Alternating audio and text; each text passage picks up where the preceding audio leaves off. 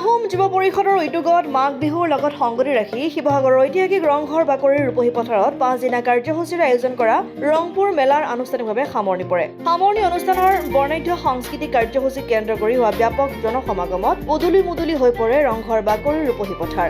পতাকা উত্তোলন, মৈদাম তৰ্পণ আদি অনুষ্ঠানৰ পিছতে ৰংপুৰ মেলাৰ বৰ্ণাঢ্য সাংস্কৃতিক কাৰ্যসূচীৰ শুভ উদ্বোধন কৰে টাই আহোম যুৱ পৰিষদৰ কেন্দ্ৰীয় সভাপতি চাও দিগন্ত তামুলীয়ে। সাংস্কৃতিক কাৰ্যসূচীত আহোম, বড়ো, মিচিং, তিৱা আদি কৰি কেইবাটাও জনগোষ্ঠীৰ সাংস্কৃতিক দলে বৰ্ণিল কাৰ্যসূচী পৰিৱেশন কৰাৰ সমান্তৰালকৈ ৰছী টনা, পিছল খুঁটা বগোৱা, কৰি খেলকে ধৰি বিভিন্ন পৰম্পৰাগত থলুৱা খেল ধেমালি অনুষ্ঠিত হয়। অন্যহাতে ন্যায়ালয়ৰ নিষেধাজ্ঞাৰ বাবে বিগত 9 বছৰ ধৰি বন্ধ হৈ থকা ৰংঘৰ বাকৰিৰ ৰূপহী পথাৰৰ পৰম্পৰাগত ম'হ যুঁজ আছিল সামৰণি অনুষ্ঠানৰ মূল আকৰ্ষণ, য'ত কেইবাজোৰো গুণা ম'হে পৰস্পৰৰ বিৰুদ্ধে যুঁজি আকাশ বতাহ কঁপাই তোলে ৰূপহী পথাৰৰ। 12 জানুৱাৰীৰ পৰা অনুষ্ঠিত হৈ থকা ৰংপুৰ মেলাৰ মূল আকৰ্ষণ আছিল বিভিন্ন জনগোষ্ঠীৰ খাদ্য সম্ভাৰ। উক্ত সামৰণি অনুষ্ঠানৰ লগত সংগতি ৰাখি ৰংপুৰ মেলা উপলক্ষে প্ৰকাশ পোৱা স্মৃতি গ্ৰন্থখনিও উন্মোচন কৰা হয়। সমন্বয় আৰু সম্প্ৰীতিৰ এনাজৰীক মূল মন্ত্ৰ হিচাপে লৈ টাই আহোম যুৱ পৰিষদ অসম, টাইপা আৰু ৰংপুৰ মেলা আয়োজক সমিতিয়ে 2011 চনৰ পৰা ৰংঘৰ বাকৰিত আনুষ্ঠানিকভাৱে ৰংপুৰ মেলা আয়োজন কৰি আহিছে। তাহানিতে 1699 খ্ৰীষ্টাব্দত স্বৰ্গদেউ ৰুদ্ৰসিংহই ইয়াতে ৰংঘৰ সজাই ইয়াৰ পৰা ৰজা প্ৰজা সকলোৱে বিভিন্ন খেল ধেমালি আৰু বিহু হওক অন্যান্য অনুষ্ঠানবিলাক পৰিৱেশন আৰু উপভোগ কৰাৰ এটা সুবিধা প্ৰদান কৰিছিল।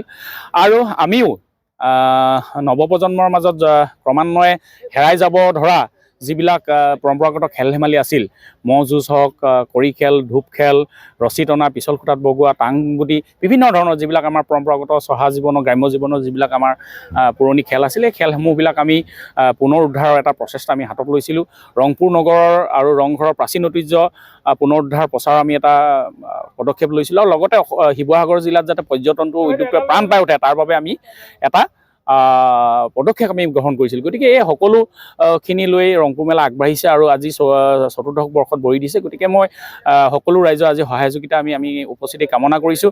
আৰু ইয়াত বিভিন্ন জনগোষ্ঠীয় সাংস্কৃতিক দলসমূহে যথাক্ৰমে ইয়াত সাংস্কৃতিক কাৰ্যসূচীসমূহ তেখেতসকলে পৰিৱেশন কৰিব। গতিকে আমি সকলো ৰাইজৰ আজি সহযোগিতা কামনা কৰিছোঁ। আৰু তাহানিতে স্বৰ্গদেউসকলে ৰংঘৰ বাকৰিত সকলো জাতি জনগোষ্ঠী মিলি যি অসমীয়া জাতি গঠন প্ৰক্ৰিয়া পাতনি মেলিছে, সকলোৱে মিলি একেলগে ৰং ৰহইচ কৰি আমাৰ মাজত সমন্বয় সম্প্ৰীতিৰ যিটো এনাজৰী কটকটীয়া কৰিছিল, তেনেধৰণৰ এটা পৰিৱেশ আজি ইয়াত বিভিন্ন জাতি জনগোষ্ঠী অংশগ্ৰহণ আৰু উপস্থিতিত সকলো ৰাইজে দেখিবলৈ পাব।